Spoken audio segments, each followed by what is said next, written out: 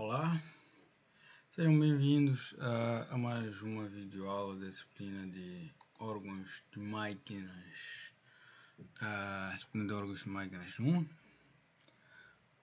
Na videoaula 2 nós vamos dar continuidade ao estudo, ao estudo das ligações, em particular o estudo das ligações ruscadas. Nas aulas anteriores nós em particular, na última aula, nós introduzimos o estudo, introduzimos o estudo do cálculo das ligações ruscadas, em que vimos algumas solicitações específicas, né? Como por exemplo o parafuso sujeito a uma carga exterior, né?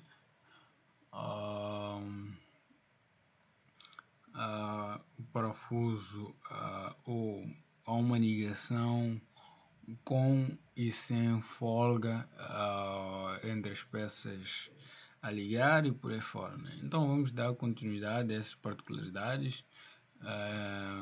Na videoaula 2 nós vamos olhar para o parafuso com aperto e carga externa na ligação. Ok? Nós já vimos esses casos de forma separada, né? Já vimos o caso em que temos um parafuso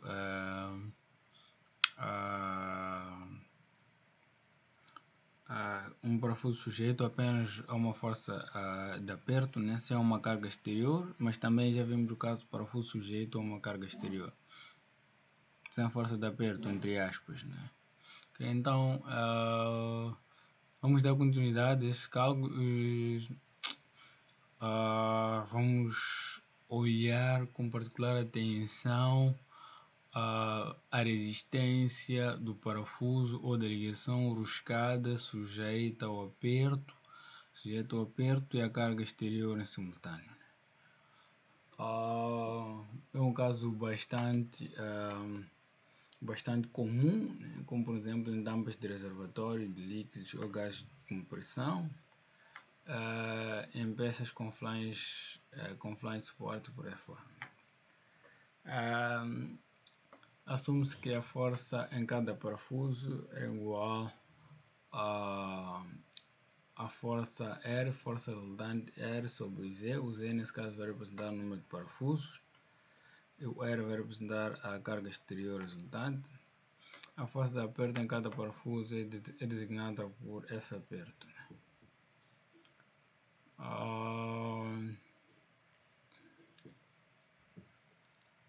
A força estática ou a força de aperto estática alonga o parafuso numa certa grandeza e comprime ou encurta as peças unidas num outro valor. Ok?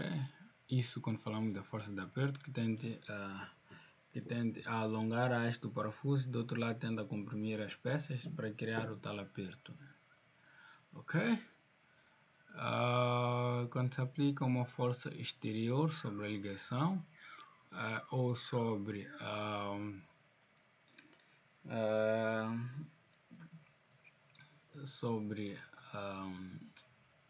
força de aperto, né? Sobre a força estática de aperto, aplica-se uma carga exterior.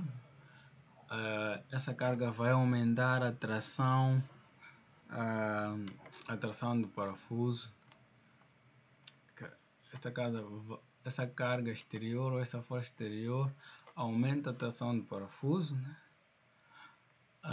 Então dois fenômenos podem ser observados.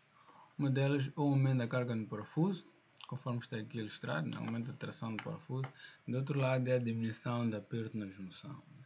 Uma vez que a carga exterior tende a esticar ainda mais o parafuso, como resultado dessa sobrecarga no parafuso que vai esticar ainda mais, então reduz-se o aperto ou tende-se a aliviar um pouco o aperto das peças da ligação.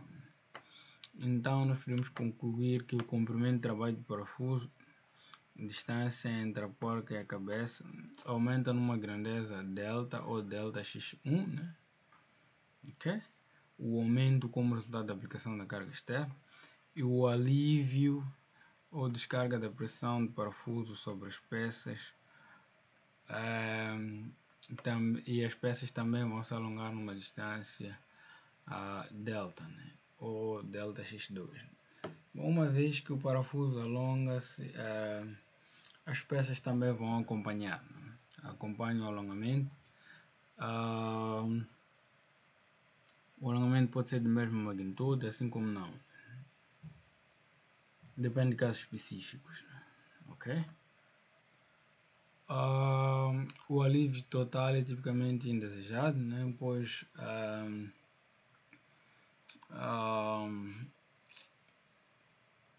um alívio total é tipicamente indesejável, uma vez que piora o carregamento, né? E pode causar até perda de capacidade de trabalho das peças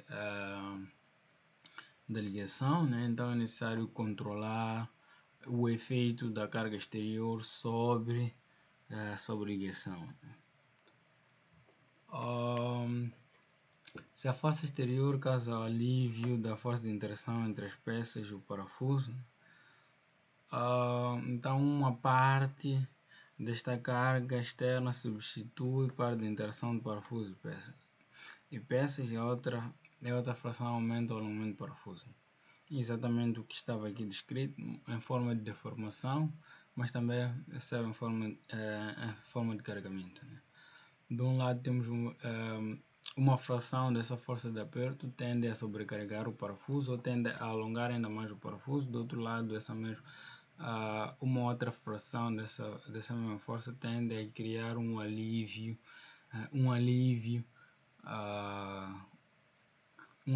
de aperto das peças, um alívio de aperto das peças que constituem a ligação.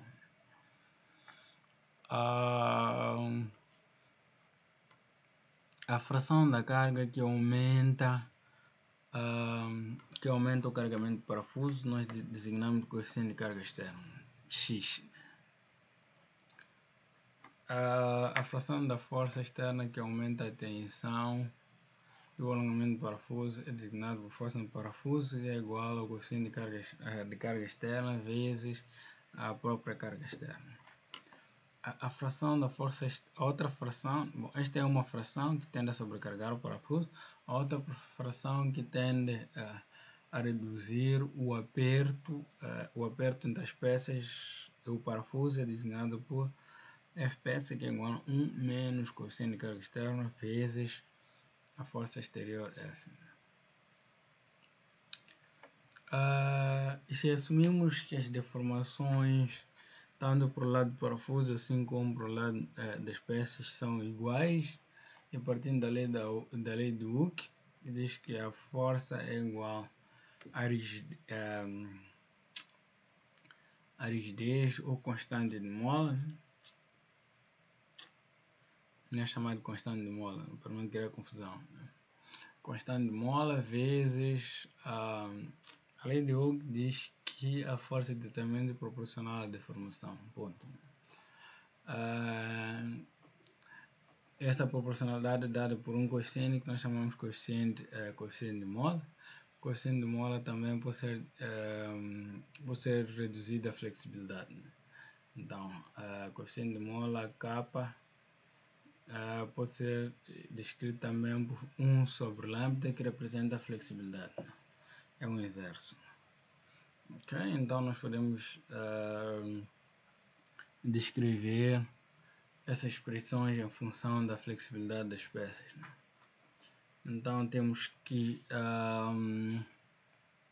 deformação Δx será igual para o caso do parafuso, assim como para o caso das peças. Então, se nós temos essa relação, então podemos,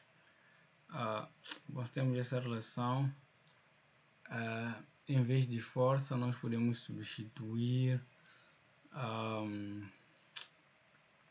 em vez de força de parafuso e força na peça, nós podemos substituir pessoas equivalentes, que considera o coeficiente de carga externa vezes coeficiente de carga externa vezes a carga externa, por acaso força no parafuso, força na peça considera 1 menos a coeficiente da carga externa vezes a força exterior F. Okay? Então podemos introduzir, em vez de força no parafuso, força na peça, substituindo sejam equivalentes. Depois podemos logicamente simplificar essas parcelas. Né? Podemos simplificar F com F, né? Isolando temos que o coeficiente de carga externa será igual à flexibilidade da peça sobre a soma das flexibilidades do parafuso e a flexibilidade das peças. Né? Ok. Sabemos que a força que sobrecarrega o parafuso é dada por essa expressão. Então vamos ter que a força resultante no parafuso será igual à força de aperto mais o efeito da carga externa. E a redução da carga na junção será dada por essa expressão. Então a força remanescente na ligação será dada como sendo força na junção, que será igual à força de aperto menos a parcela da carga externa que tende a aliviar o aperto entre as peças. Da expressão para a dedução do coeficiente de carga externa, nós podemos concluir que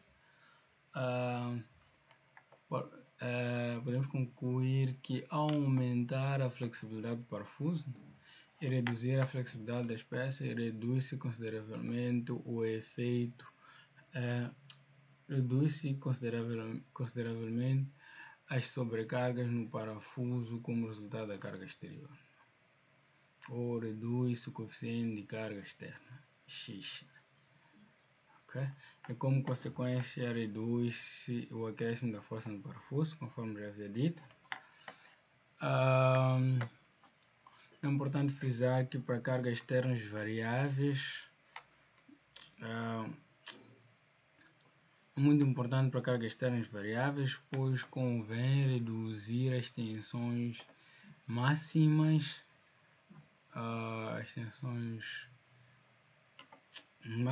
força resultante por unidade da área, logicamente, né? E também a amplitude da variação das tensões. Né? Reduzindo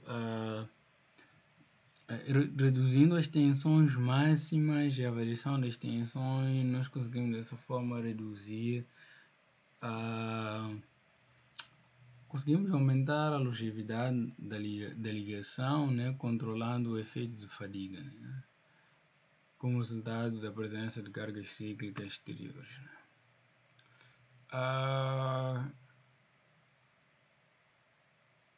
Temos algumas formas para aumentar a flexibilidade do parafuso. Né. Uma das formas é produzir um parafuso com uma haste de dimensão um tanto que reduzida, né? Ok? Menos rígida, né? Então aumentamos a flexibilidade. Outra forma é produzir parafusos com o interior oco, né? Dessa forma também melhoramos ou aumentamos a flexibilidade do parafuso, né? Entre outras formas. Da expressão da força remanescente na junção, né? Para dada carga externa, a força na junção diminui com a redução da força de aperto. Bom, isto é lógico, né? A redução da força de aperto, logicamente, a redução da força de aperto como consequência da presença da carga exterior, né, diminui o aperto prévio da ligação ou diminui o aperto da ligação e a força na junção ou o aperto das peças pode anular-se quando a força de aperto é menor que a parcela ou que a fração da carga externa que tende a aliviar o aperto das peças. quando verifica-se essa condição, haverá um surgimento de folgas inadmissíveis na junção, poderá levar à perda de capacidade de trabalho e destruição das peças por choques. Bom, quando verifica-se esta condição, as peças tipicamente já não estão apertadas, né? Okay? Então há folgas bastante elevadas, que podem levar à perda total ou parcial de capacidade de trabalho das peças e por aí fora, né?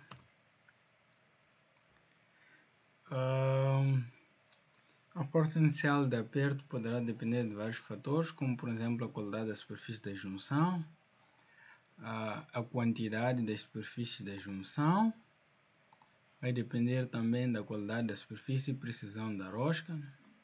Segurança e método de frenagem das roscas. Bom, nós vimos os métodos de frenagem das ligações, assim como da própria qualidade da junta. Ok? Temos aqui algumas recomendações para a força de aperto em relação à força em relação à força exterior, né? A relação entre a força de aperto e a força exterior é dada por um coeficiente, chamamos de coeficiente de aperto. Para a condição da ausência da abertura da junção, temos que o coeficiente de aperto poderá variar de 1,25 até 2 unidades para cargas constantes e de 2,5 a 4 para cargas variáveis. Para a condição de hermeticidade, né? Temos coeficiente de aperto que podem assumir vários valores, né? De 1,3 a 2,3 para uma junta macia, de 2 a 3,5 para uma junta metálica perfilada e de 3 a 5 para uma junta metálica plana. Ok.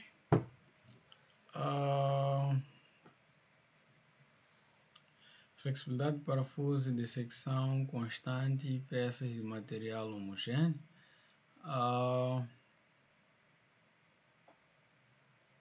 Quando temos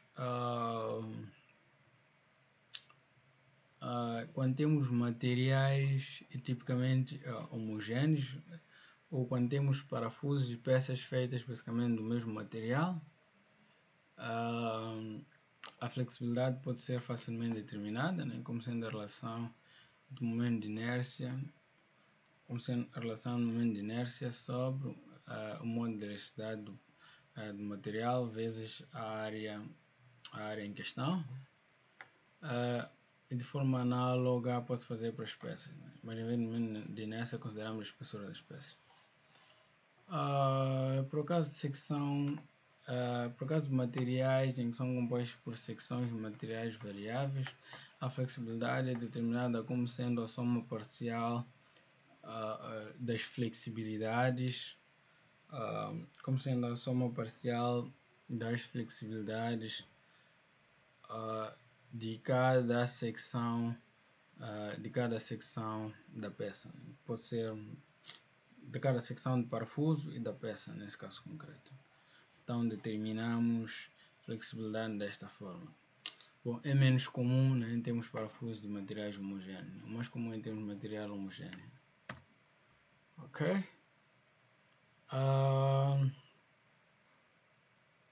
Propagação das tensões devido ao aperto nas peças.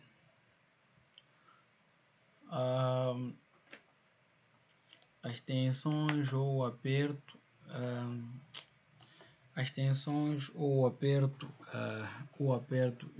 da ligação tem um comportamento de um cone, né, cujas diretrizes são inclinadas em um ângulo alfa em relação ao eixo parafuso, um ângulo alfa, conforme pode-se ver aqui em relação ao eixo parafuso, tal que a tangente desse ângulo alfa é aproximadamente igual a 0,5, então quer dizer que o ângulo alfa é igual a 30 graus.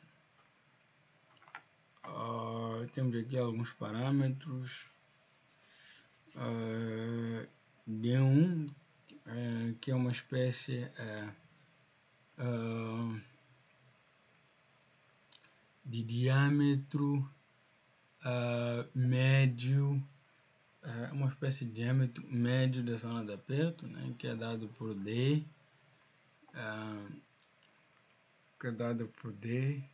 mais 0,5 a soma de duas espessuras sobre 2, né, ou por outra, D mais delta 1 mais delta 2 sobre 4. Bom, as duas expressões são equivalentes e a área da peça poderá ser dado por π vezes d1 ao quadrado, d1 ao quadrado menos d furo ao quadrado sobre 4. Né? Ok? Temos aqui d furo, d1. Né? Então, falamos da área total de aperto. Bom, área total de aperto, ou área da peça apertada, né? Ou área da peça que está sobre a ação da força de aperto.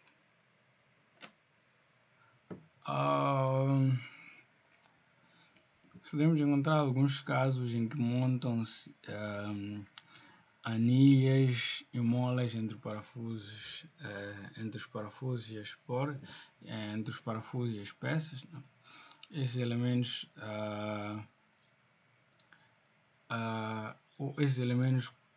quando sujeitos à carga exterior, também tendem a deformar-se, né? Tendem a deformar-se, então dessa forma conseguimos também a redução do coeficiente de carga externa, e dessa forma conseguimos também a redução do coeficiente de carga externa, então reduzimos também a sobrecarga no parafuso dessa forma. O cálculo do coeficiente de carga externa é feito considerando a presença de todos esses elementos, né? Da anilha e das molas. Né? Ok? E dessa forma reduzimos as deformações, das peças apertadas. Né? Isso quer dizer que em vez de deformarmos as peças apertadas, deformam-se as anilhas e as molas introduzidas. Né? Então nós podemos encontrar dois sistemas, né? Sistema de peças de parafuso. Temos o parafuso e peças 1 e 2, parafuso e peças 1 e 2, em que a deformação aumenta sobre a ação da carga exterior. Né? E temos o sistema das peças 3, 4 e 5, né? Que nesse caso concreto tendem a reduzir a deformação como resultado da ação dessas mesmas cargas. Né? Ok? Dessa forma, quando temos este sistema, a flexibilidade pode ser determinada como sendo o coeficiente de carga externa pode ser determinado como sendo a soma das flexibilidades de todas as peças, né? Assim como são as flexibilidades dos parafusos por aí fora, conforme está aqui ilustrado. Né? Pode ser determinado desta forma ou desta forma. Ok? Uma vez que é difícil determinar a área da peça e a flexibilidade das peças, no caso em que temos peças complicadas, foram efetuados vários ensaios práticos com o objetivo de obter o coeficiente de carga externa. Né? Então, nós assumimos que para cálculos aproximados, né, cálculos de projeto, nós podemos assumir que o coeficiente de carga externa assume valores na ordem de 0,2 a 0,3.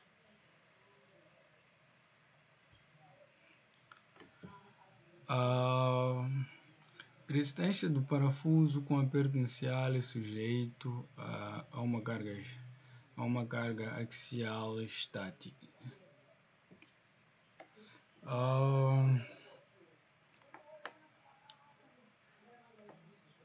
Nós já falamos um bocadinho desse tipo de solicitações. em que vimos basicamente, ok? Bom, nós já vimos um bocadinho, ou como já havia dito, né, já falamos um bocadinho desse tipo de situações, né, em que basicamente a condição de resistência, né, era dada pela tensão equivalente, né, que considera cerca de 1.3 vezes 1.3 vezes a tensão de tração. 1.3 vezes a tensão de tração.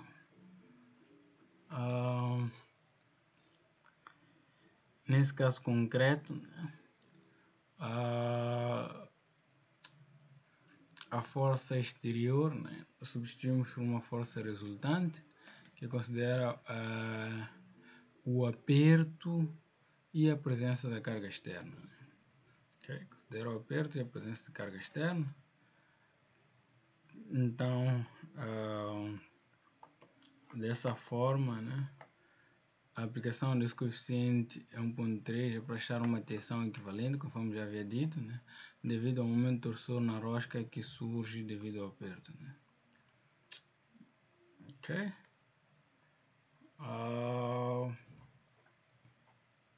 Bom, tem aqui algumas anotações que seria mais prático usar 1.3 força de aperto mais força de parafuso, mas bom, a consideração da força resultante igual a 1.3 vezes a força de aperto mais a força de parafuso considera a condição mais crítica de carregamento, na verdade considera uma condição de sobrecarregamento, né? O que garante uma segurança um tanto que ainda mais aumentada da ligação.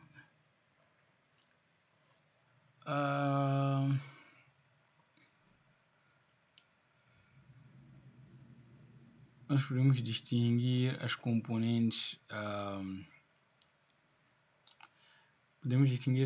as componentes das tensões, ou podemos distinguir as componentes das cargas constantes da componente variável, né? A componente constante deve-se basicamente devido ao aperto inicial,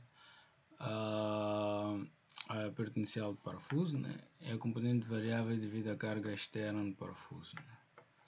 Então, a tensão média, né? A tensão média poderá ser dada como sendo a força de aperto mais a força do parafuso sobre 2 sobre a área. E a tensão máxima será igual à força do parafuso sobre 2 vezes a área. Ok? Não é tensão máxima, a amplitude das tensões. Né? Isto sim. Né? O coeficiente de segurança poderá ser dado por essa expressão. Né? Bom, ainda vamos falar um pouco mais disso. Né? É um órgão de máquinas 2, né? Coeficiente de segurança. Né? Com um pouco mais de detalhe, né? Para a determinação desse coeficiente de segurança. Ok? Toma em consideração o limite de fadiga, né, sobre a amplitude das tensões vezes o coeficiente de concentração de tensões normais, vezes mais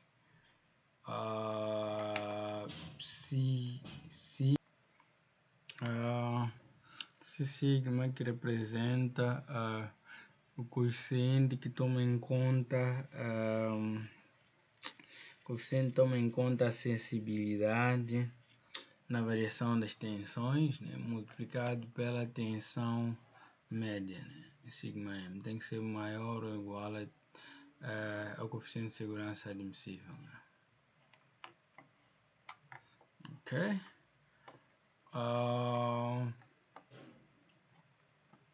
Na maior parte dos casos o aperto não é tipicamente controlado, né? Então, dessa forma, o cálculo preciso das roscas é um tanto que desnecessário. Então, dessa forma, nós podemos determinar a força na rosca, a força resultante na rosca, como sendo igual à força de aperto mais a força resultante como sendo igual à força de aperto mais a fração da carga externa que sobrecarrega a ligação, né?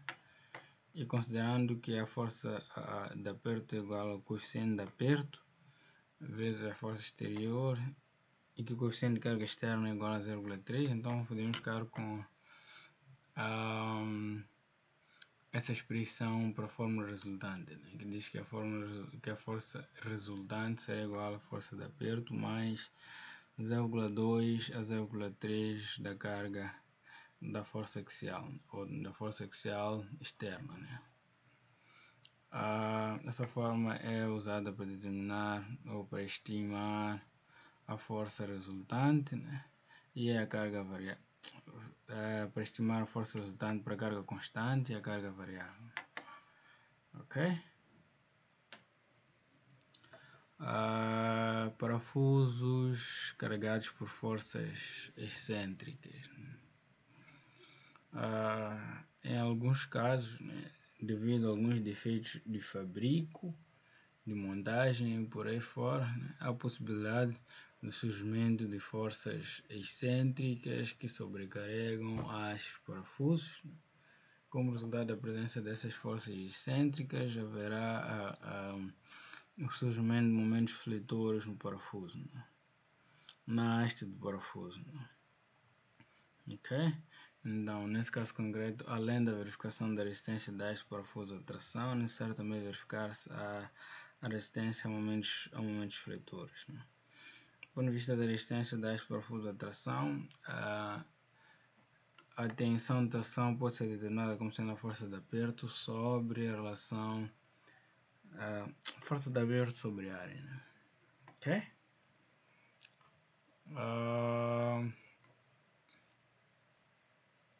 Quando temos valores de alfa relativamente maiores, né? O alfa representa basicamente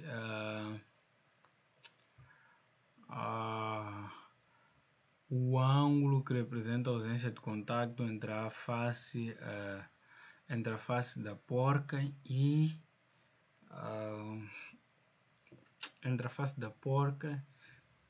a peça da ligação, ok? Quando esse ângulo é maior,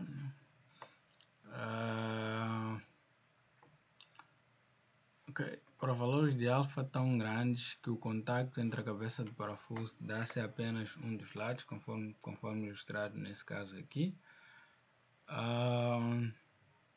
e a deformação por flexão da haste do parafuso não é limitada por encosto na face nas peças.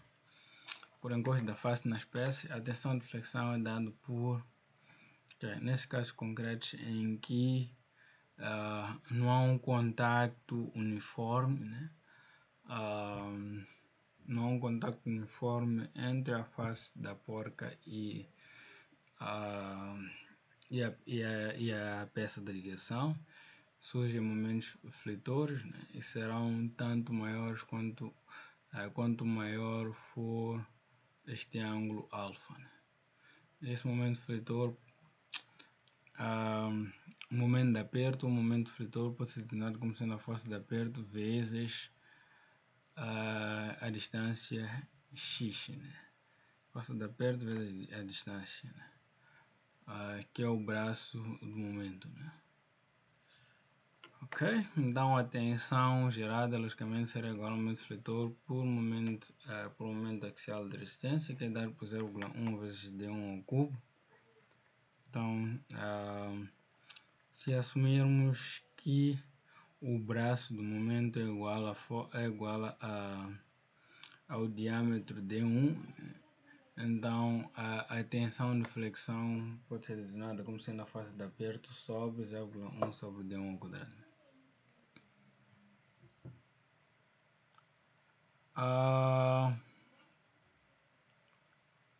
Quando o valor do ângulo alfa é pequeno, A tensão de flexão é condicionada à deformação do parafuso no valor deste ângulo. Quando temos valores nesse caso, quando temos valores do ângulo alfa pequeno, a deformação logicamente vai estar condicionada ao valor deste ângulo. Bom, é lógico. Mesmo no caso em que temos ângulos um tanto que maiores, né? Ok. O raio da curvatura da haste do parafuso pode ser determinado como sendo a relação entre o comprimento do parafuso e a inclinação do ângulo alfa. Ok? O raio de curvatura da haste do parafuso pode ser determinado como sendo o comprimento do parafuso. Ok? O comprimento do parafuso, comprimento total do parafuso, sobre o ângulo alfa. E dessa forma o momento fletor pode ser expresso como sendo a relação entre o modo de elasticidade vezes o momento de inércia sobre o raio de curvatura, né? sobre o raio de curvatura da haste do parafuso, e o momento de resistência pode ser igual ao momento de inércia sobre D sobre 2. Assim, a tensão de flexão pode ser determinada como sendo um momento fletor por momento de resistência. Então ficamos com esta expressão. Okay? Substituindo o momento fletor por EI sobre ρ, o momento de resistência por I sobre D sobre 2, então ficamos com esta expressão, né? A determinação do momento fletor, né? A comparação da fórmula para tensão de flexão e tensão de tração dá-nos a seguinte relação.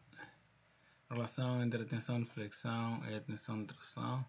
Ficamos com a tensão de flexão, que é igual a F aperto vezes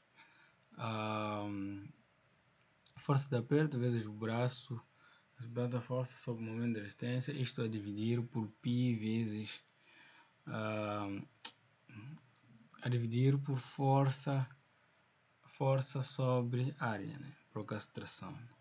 Então nós podemos simplificar F aperto. Se assumirmos que x é igual a D1, né? Então podemos simplificar D1 ao cubo com D1 ao cubo, né?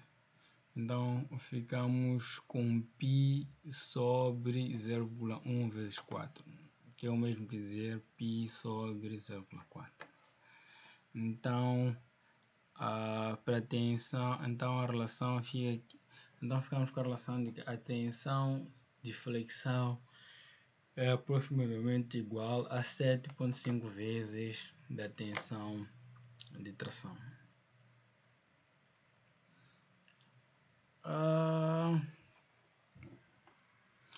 Algumas cargas excêntricas aumentam muito as tensões nas hastes de parafuso.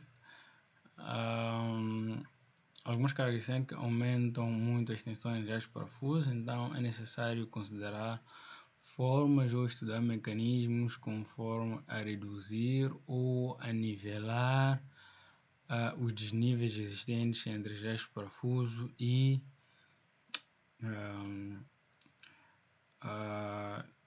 de nivelar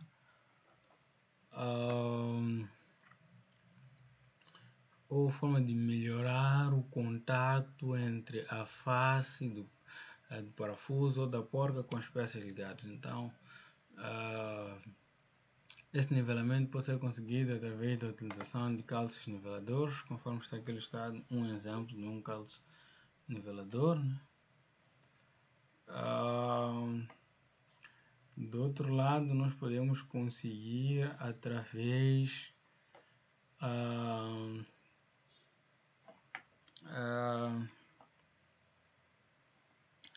através de um aplanamento das superfícies das cabeças do parafuso e assim como das porcas, né? Ok? Em vez da provisão de calços niveladores, nós podemos aplanar ou compensar a inclinação no caso da porca, né? Então criamos uma pequena inclinação na porca com forma de compensar esse desnível.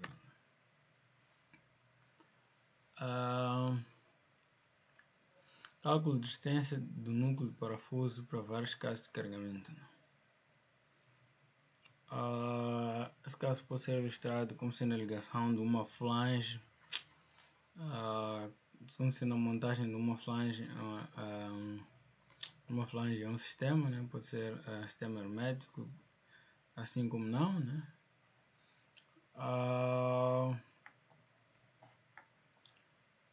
Pode-se observar que as forças nos parafusos pode observar que as forças nos parafusos ou que o carregamento dos parafusos é feito por forças que são tipicamente paralelas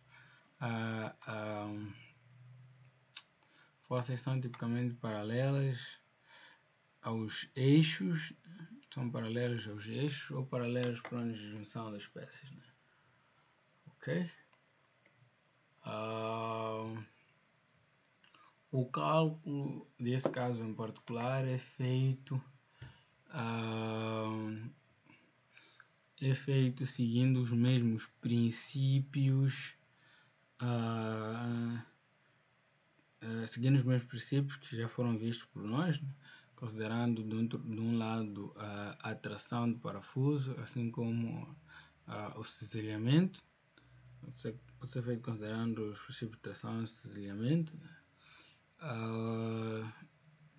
E a sequência de cálculo basicamente segue a sequência de cálculo de um grupo de rebites, né? Então não é tipicamente imperioso irmos muito a fundo desse conceito, uma vez que já vimos o cálculo de resistência de um grupo de rebites, né? Então aplica-se basicamente os mesmos conceitos para o cálculo de resistência de um grupo de vários parafusos, né? Ok, então a nossa aula de hoje vai terminar por aqui, né?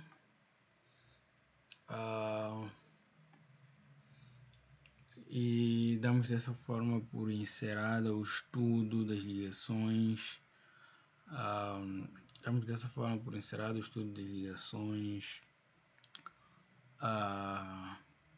Das ligações roscadas, né?